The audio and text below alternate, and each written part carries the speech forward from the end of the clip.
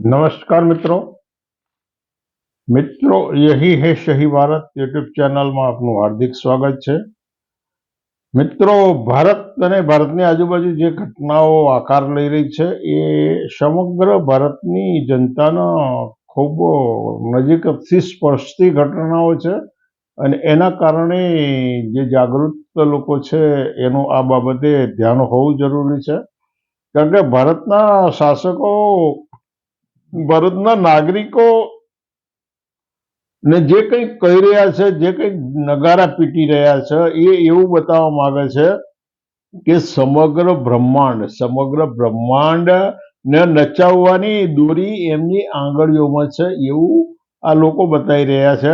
અને પરંતુ આ લોકો જ્યારે ભારતના સીમાડાઓ છોડે છે ને ત્યારે પેલો કાચિંડાઓ, જે કુદરતી કાચિંડાઓ છે ને, એ લોકો ભયભીત થઈ જાય છે। શા માટે?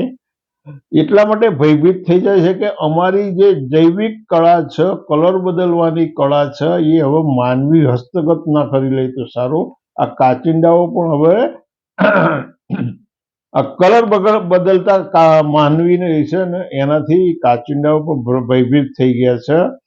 એટલે કેટલાક લોકોને આ ના પચે એવી વાત છે અને એના કારણે આપણે મૂળ વાત ઉપર આવીએ તો ભારતનું સર્જન એવું બાંગ્લાદેશ 1971માં શ્રીમતી ઇન્દિરાજીએ પાકિસ્તાનના બે ટુકડા કરી અને જે દેશનું સર્જન કર્યું। બાંગ્લાદેશમાં આજકાલ લોકશાહી ઢબે ચૂંટણીઓ થઈ, લોકશાહી ઢબે ખૂબ વ્યાજબી રીતે ચૂંટણીઓ થઈ છે એવું કહી શકાય, કારણ કે ત્યાં આગળ અત્યાર સુધીના જે તમારી પાસે અહેવાલો આવતા હતા મીડિયાના, એ આ દેશમાં કટ્ટરતાવાદી લોકો, ઉદામવાદી લોકો હોય, તોડફોડ કરનારા લોકો હોય એવા સમાચારો મોદી મીડિયા પીરસી રહ્યું હતું। પરંતુ જે ચૂંટણીઓ થઈ એ ચૂંટણીઓની અંદર બીએનપી નામના બાંગ્લાદેશ નેશનલ પાર્ટીને ભવ્ય બહુમતી મળી।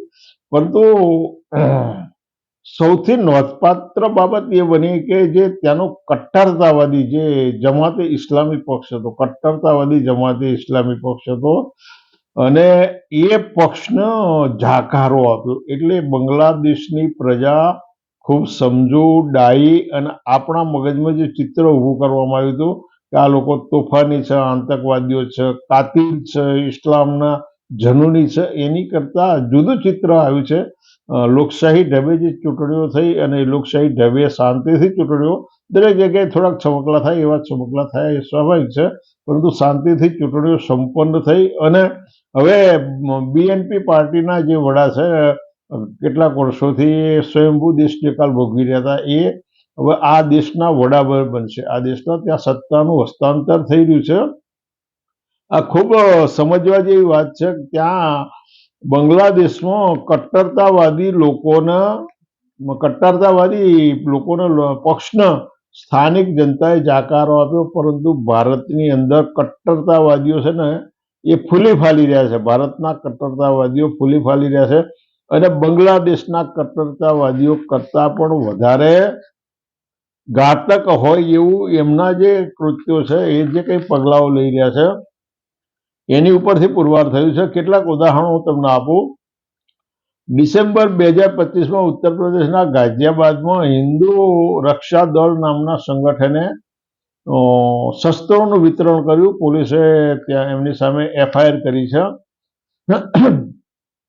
આસામમાં જે બંધારણ રીતે હોદ્દાના શપથ લઈને બેઠેલા એના મુખ્યમંત્રી હિમાંતા બિસ્વા શર્મા જે ઝેર ઓકી રહ્યા છે, મુસલમાનો પ્રત્યે જે નફરત પેદા કરી રહ્યા છે અને એમ કહી રહ્યા છે કે મુસલમાનની રિક્ષા હોય 5 રૂપિયા ભાડું હોય અને 4 જ રૂપિયા આપો, આમને એવા હેરાન કરો કે એ લોકો અહીંથી ભાગી જાય। આવા અનેક વિધાનો આ લોકો કરી રહ્યા છે અને એની અંદર આ ભાઈ શ્રી સૌથી શિરમોર છે। એટલે આ ભાઈ એટલા જ નથી, આખી પરંપરા ઊભી કરવામાં આવી છે, ધૃણા અને નફરતની પરંપરા ઊભી કરવામાં આવી છે। સપ્ટેમ્બર 2025માં રાજસ્થાનની અંદર રાજસ્થાન યુનિવર્સિટીના વાઇસ ચાન્સેલરે પરમિશન આપી। રાજસ્થાન યુનિવર્સિટીના વાઇસ ચાન્સેલરો રાષ્ટ્રીય સ્વયંસેવક સંઘને પરવાનગી આપી અને યુનિવર્સિટીના કેમ્પમાં ત્યાં શસ્ત્ર પૂજનનો કાર્યક્રમ કરવામાં આવ્યો અને ત્યાં આ કાર્યક્રમમાં NSUના જે વિદ્યાર્થીઓ હતા એ લોકોએ થોડી તોડફાડ કરી અને એના કારણે તોફાનો જેવું થયું, પરંતુ હાજર પોલીસે RSSની સામે કોઈ પગલાં ના લીધા, પરંતુ જે પેલા બહારથી NSU સંગઠનના વિદ્યાર્થીઓ હતા એની ઉપર કાર્યવાહી કરવામાં આવી. પોલીસે આ બધું જોતી રહી. 2 ઓક્ટોબર 2025ના રોજ મધ્યપ્રદેશના ગ્વાલિયરમાં DRP લાઇનમાં શસ્ત્ર પૂજનનો કાર્યક્રમ રાખવામાં આવ્યો અને આ કાર્યક્રમ તો વળી પાછો વિશિષ્ટ એટલા માટે હતો, રાષ્ટ્રીય સ્વયંસેવક સંઘ અને એવી સંસ્થાઓ શસ્ત્ર પૂજનનો કાર્યક્રમ કરતી હોય ને એવા કાર્યક્રમમાં એ રાજ્યના DIG, IG, DIG અને SP આ લોકો સરકારી અધિકારીઓ ત્યાં આગળ હાજર રહ્યા અને કાર્યક્રમની વળી પાછા વૃદ્ધિ કરવા માટે મધ્યપ્રદેશ વિધાનસભાના અધ્યક્ષ નરેન્દ્ર તોમરે પણ હાજરી આપી. એટલે આ બહુ ગંભીર બાબતો છે, વિચારવા જેવી બાબતો છે. 2 ઓક્ટોબરે ભોપાલની અંદર શસ્ત્ર પૂજનનો કાર્યક્રમ હતો અને ત્યાં આગળ તલવારો અને બંદૂકોનું પ્રદર્શન કરવામાં આવ્યું. 28 સપ્ટેમ્બર 2025 ભોપાલમાં એક કાર્યક્રમ હતો અને પૂર્વ સાંસદ પ્રજ્ઞા ઠાકુરે તો મુસ્લિમોની વિરુદ્ધમાં ઉગ્ર ભાષણ આપ્યું અને મંદિરોની નજીક આ લોકોની દુકાનો હોય તેની પર હુમલા કરવાનું એમણે આહવાન કર્યું. એટલે ભારતના મુસલમાનો, ખ્રિસ્તીઓ, ભારતના અન્ય પછાત વર્ગો, ભારતના આદિવાસીઓ અને ભારતના દલિતો, અનુસૂચિત જાતિ, આ ચારેય જૂથોની સામે ખૂબ વ્યવસ્થિત પ્લાનિંગ સાથેની એક નીતિ અખત્યાર કરવામાં આવી રહી છે. SC, ST, OBC ના જે લોકો છે એમાં કેટલાકના કાનૂની રીતે એ કરવામાં આવતા હોય. હમણાં સુપ્રીમ કોર્ટે જે UGCની વિરુદ્ધમાં જે ચુકાદો આપ્યો, વાસ્તવમાં તો 23મી જુલાઈ 2023માં ભારતની સુપ્રીમ કોર્ટે યુનિવર્સિટી ગ્રાન્ટ કમિશનની પાસે માહિતી માંગી હતી કે ભાઈ ભારતની યુનિવર્સિટીઓ અને કોલેજોમાં SC, ST, OBC ઉપર કેવા પ્રકારના અનાચાર, અત્યાચાર થાય છે એની માહિતી માંગી હતી. એ માહિતીના સંદર્ભમાં સુપ્રીમ કોર્ટે ચુકાદો આપ્યો અને UGC એક્ટ 13મી જાન્યુઆરી જાહેર કરવામાં આવ્યો. હવે આ એક્ટની વિરુદ્ધમાં ભારતના OBCના લોકો, ભારતના શેડ્યુલ કાસ્ટ અને શેડ્યુલ ટ્રાઇબના લોકો નહોતા.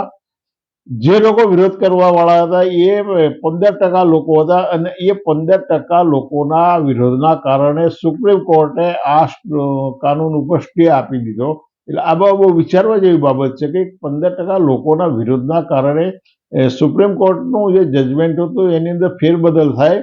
એટલે જુદા જુદા સમુદાયો પ્રત્યે જુદી જુદી રીતે એનો કઈ રીતે ડિસ્ક્રિમિનેશન થઈ શકે એનું બહુ વ્યવસ્થિત પ્લાનિંગ થઈ રહ્યું છે.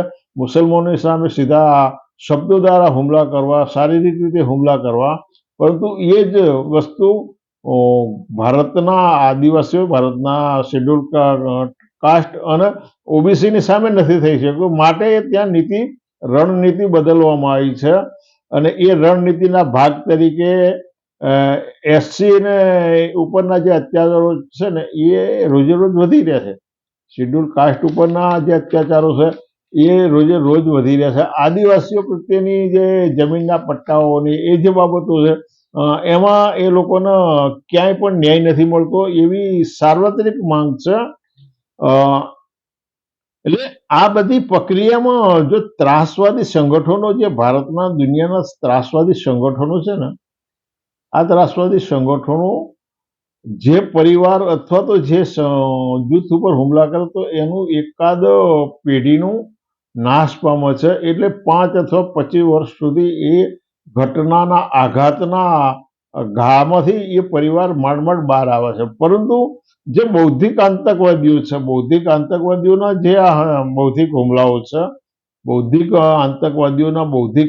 છે, એ તમારી પેઢીઓને ખતમ કરી દેવા માટેના હુમલા કેવા છે, તમારી પેઢીઓને ખોટી કરવા. એટલે આ મુઠ્ઠીભર મુઠ્ઠીભર બૌદ્ધિક આતંકવાદીઓનો જે આતંકવાદ છે ને એ પેલા બાંગ્લાદેશના અને પાકિસ્તાનના કટ્ટરવાદીઓનો જે આતંક છે ને એની કરતા આ આતંક વધારે ઘાતક છે અને આ આતંક તમારા આવનારી પેઢીઓને તમારા બાળકોને ખૂબ અસર કરવા માટે છે. એટલે આવા પરિબળોના આવા આતંકવાદી બૌદ્ધિક આતંકવાદી પરિબળોને રોકવા એ સમયની માંગ છે, જરૂરિયાત છે. આ દિશામાં તમને જે યોગ્ય લાગતું વિચાર્યો અને તમને યોગ્ય લાગતું હોય તો ચેનલ સબસ્ક્રાઈબ કરો, લાઈક કરો, શેર કરો. ફરી વખત મળીશું. આવજો.